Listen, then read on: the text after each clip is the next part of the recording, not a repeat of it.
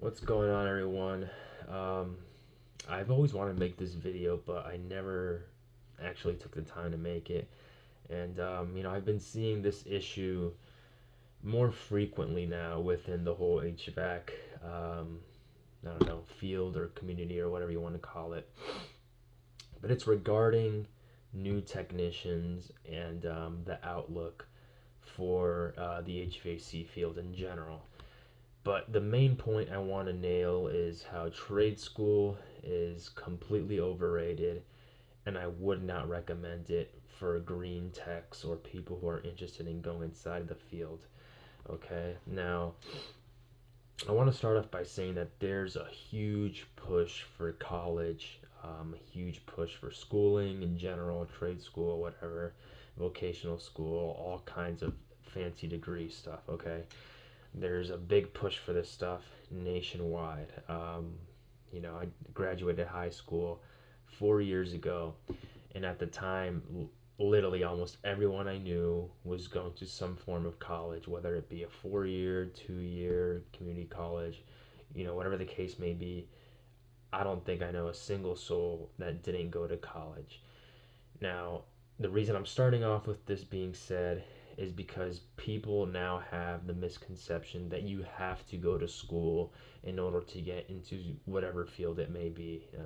I see this misconception a lot, especially online on forums such as Facebook or Reddit or HVAC specific forums. It's people asking, hey, do you recommend I go to school for this? Or, I'm just graduating HVAC school. I did a program for 2 or 4 years or whatever the case may be, and I can't find a job.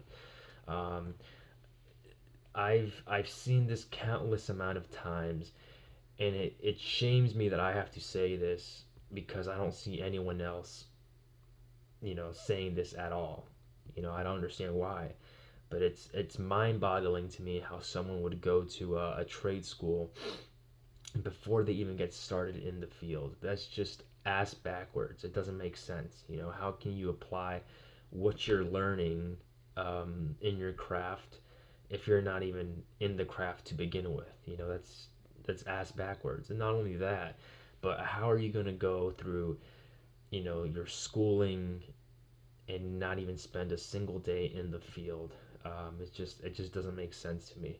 It's because nowadays there's this whole narrative that society pushes down people's throats. You have to go to school. You got to get a degree. Otherwise, you won't have a safe, stable income. That's all bullshit to begin with. But I'm not going to go there. Main point about trade school. I want to start off by saying I actually went to trade school fresh out of high school, or actually, correction, that's community college, but it was for HVAC. It was a 2 year program, um, and it was split into like 4 semesters, something like that. I was a full time student, and right away, one of the things that just struck me as weird is how most of my classes, most of my classmates weren't even in the field. Now, it was most predominantly in the first 2 semesters, but I would say there was only like 2 or 3 technicians at most per class, and that's pretty strange to begin with. My first semester, I was actually doing plumbing work, so I was involved in the trades, but I wasn't doing HVAC just yet. It wasn't until my second semester that I finally landed an HVAC job, and very quickly I was able to put two and two together that the people who are here and don't have any field experience or any experience with any kind of tool handling or anything of that nature, um, you could just kind of sense it, that this isn't for them. And I hate to say it like that, but you can just kind of tell, you know, by the energy that you would feel in the classroom.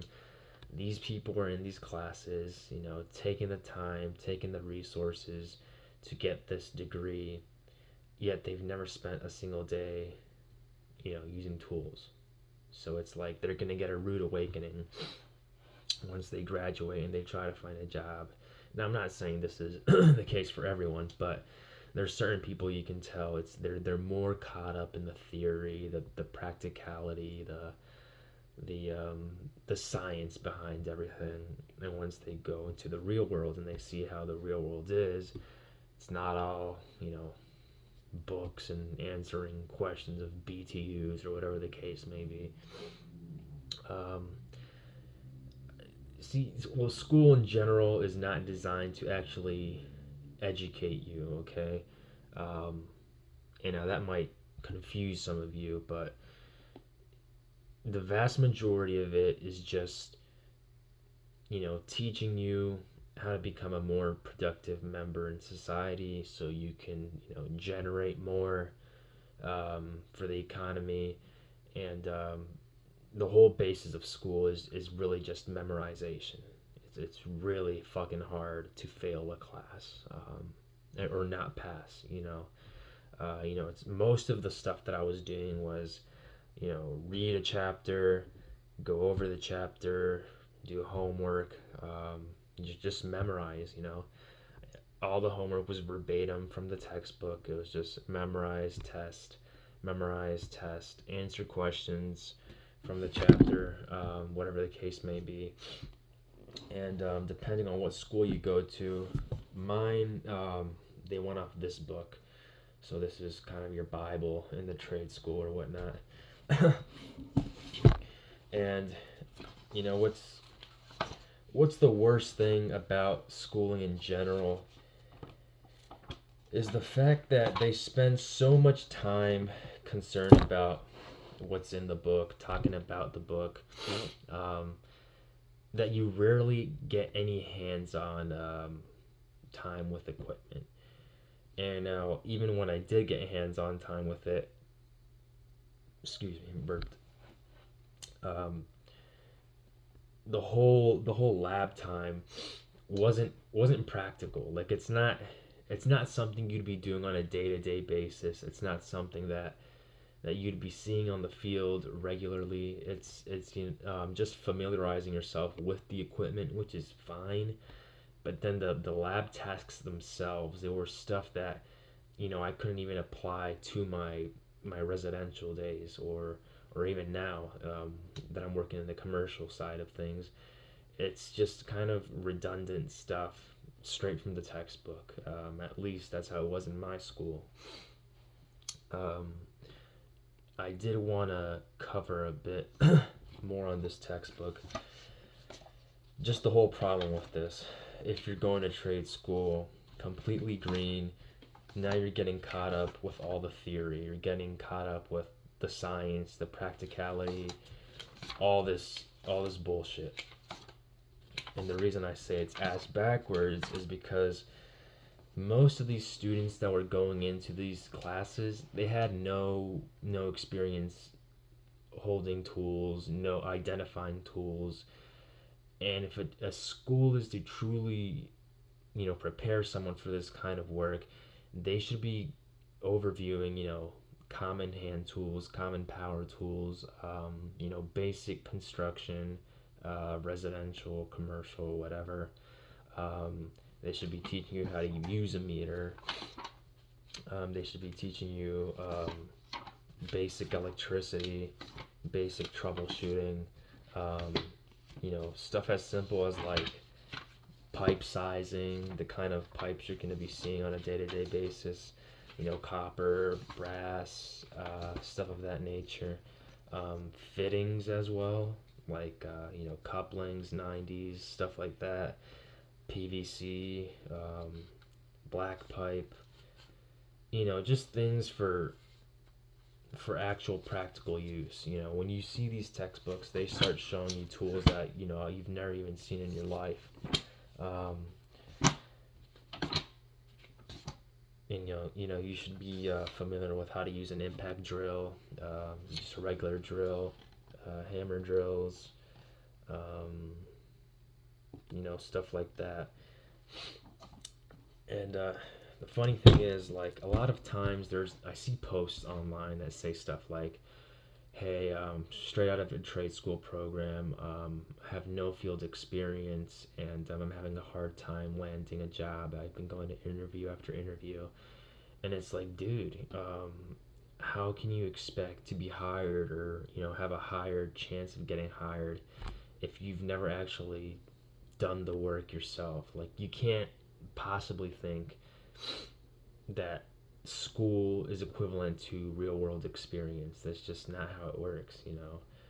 If I was an employer and someone went to school for 2 years, and then there was another candidate, hiring, and they have like, practical experience, even as little as 5 months, I'd be even more inclined to hire the person with 5 months, just because I know they've been inside the field and they've seen the things that I've seen on a daily basis. They're more familiar with the procedures, customer service, things of that nature. Because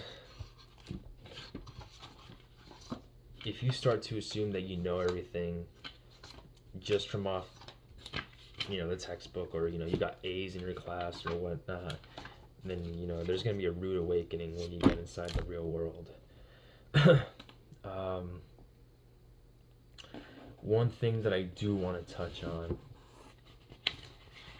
is the redundancy of certain tests, such as this, your EPA 608, or you might call it your CFC or whatever. This test is a colossal waste of time, and it's a complete joke.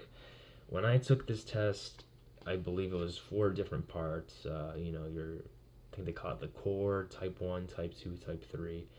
Literally every question was straight off the fucking packet, verbatim. They didn't even change anything. It's a joke. Somehow HVAC equipment is being regulated off this little packet. And if you have that little license, you can buy HVAC equipment, which is complete bullshit, because you can order, you can order refrigerant straight off eBay. You can buy Goodman units off eBay. You can buy stuff like Mr. Cool and not have a problem. So the license itself doesn't mean much. And then you have stuff like the journeyman's licensing and the master's test, which that test is also a joke, because literally it's memorizing this. Okay, it's the IMC book, it's a little bit of the textbook, and a little bit of your state's regulations and laws, but primarily comes from the IMC. So really the test is just memorizing which chapters to flip through for the code. Doesn't really mean anything. Like, oh, I'm a journeyman technician, or I'm a master technician, and it's like, dude, the test itself is just off these books, and it doesn't actually really mean that you know your shit. So that's another problem with I guess all these tests, but I digress. So in short, to cut this kind of short, what I would recommend for anyone who's interested in getting inside the field, or seeing what HVAC really is about, I would say skip school. Don't even worry about it. You have to go straight to the source if you want to learn. Okay, you got to go and observe nature. You got to go observe the work itself. Get inside the field, see if you like it. Get familiar with your tools, your material that you're using every day. Stuff like, if you can even handle the work itself. There's a lot of hot work, electrical work, heights, stuff of that nature. And some people, they go through their whole 2-year program or 4-year program, and then they figure out, this isn't for me, and so they wasted so much time, which they could have cut completely short had they just gone straight to the source. But instead they went to the middleman, in this case being a trade school, and expected to reap the rewards without having to go straight to the source at all. So I recommend, getting in the fields as soon as you can. And if you're doing learning, um, I'm gonna go off on a bit of a tangent here, but most of the stuff that I learned in trade school was worthless. It was, I couldn't really apply it to anything in the field that I was doing. Okay, it gets so nitty gritty. It talks so in depth about one tiny thing that your brain just kind of like fries itself trying to understand one nano fucking subject of like a contactor or something like that. Like, oh, okay, we're gonna dissect a contactor completely, and it's like, okay, yeah, that's fine and dandy. Understanding a contactor, how it works, is cool, but how is this relevant to what I'm doing? When you're first starting off, at least like in residential, in your first couple of months, for me, and I was installing units, I was installing air handlers, outside condensing units, heat pumps. So practicality wise, that's not going to help me much. Understanding the code, the material that I'm using, stuff in a day-to-day procedure, or say like a service role even, understanding how to read schematics, or tracing electricity is going to be more useful. Now, I don't want to completely disregard how a contactor works, because that is useful, but they try to get so specific with the nano details that they can spend an entire class just frying your brain on something like that. And it's like, we got to see the bigger picture here. We got to see, what's going to help us out in the field when we're doing it for real, like legitimate. Um, and so that's one thing that, trade school does a horrible job on, is actually teaching you stuff that you can apply on your day-to-day basis.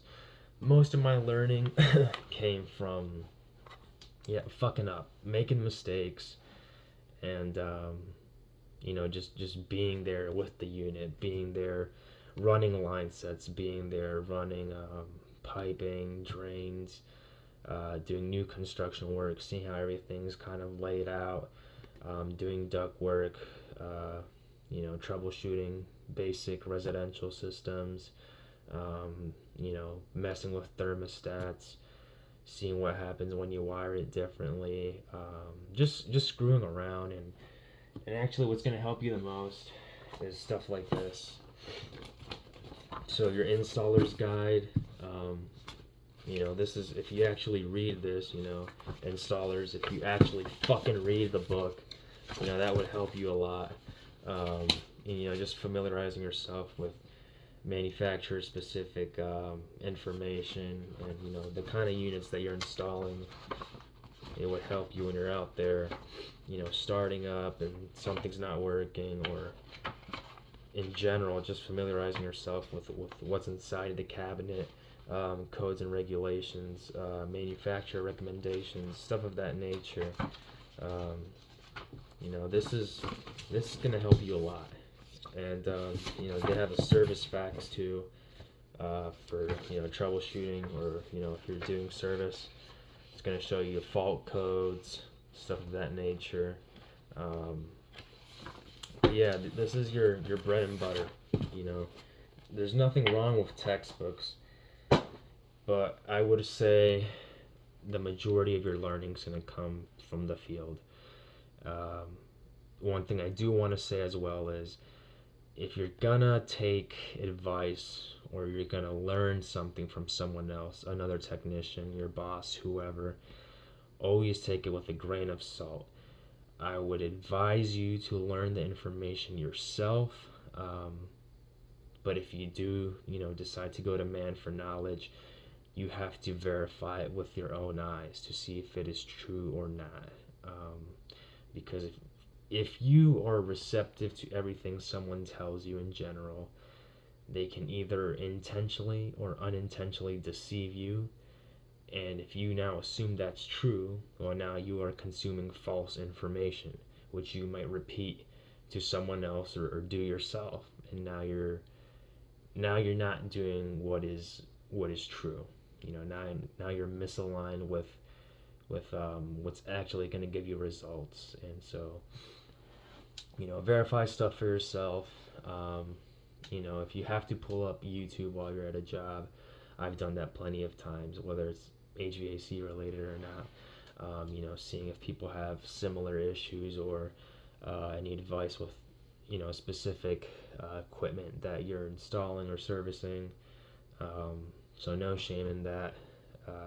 Invest in good tools. And if you're an apprentice looking to get inside the HVAC field, my biggest word of advice is this: to stand out. Look, please try to accommodate your lead technician, okay? Please try to think 2 steps ahead. How can I make my lead technician's life easier? How can I be 2 steps ahead, get him or her whatever they need, have it ready to go, clean up as you go, instead of just standing there and waiting to be told what to do. That's probably the most frustrating thing as a lead to me. It's like my helper, they're just standing there. They're not doing shit unless I tell them, like, hey, you've been doing this long enough. You should know better. You should, start speeding up the process so we can get done with the work earlier. That's the biggest problem with most apprentices now, is just they don't take that initiative. They could even ask, like, hey, what can I do to make this faster, easier? They take no initiative. They just sit there like an NPC, which is ridiculous. But I digress. That's mostly what I wanted to talk about. Trying to think if I have anything else, but I think I did a pretty good job covering what I wanted to. So, yeah, your whole basis of learning, you first have to acknowledge that you don't understand anything, that you don't get something. And once you can have that openness, that receptiveness, that you don't understand something, now you can begin to take in information, apply it to your craft, see if it is true or not, and then make adjustments if necessary. But yeah, I think that's gonna wrap up this video. Please let me know your thoughts and comments. And yeah, that's it. Peace.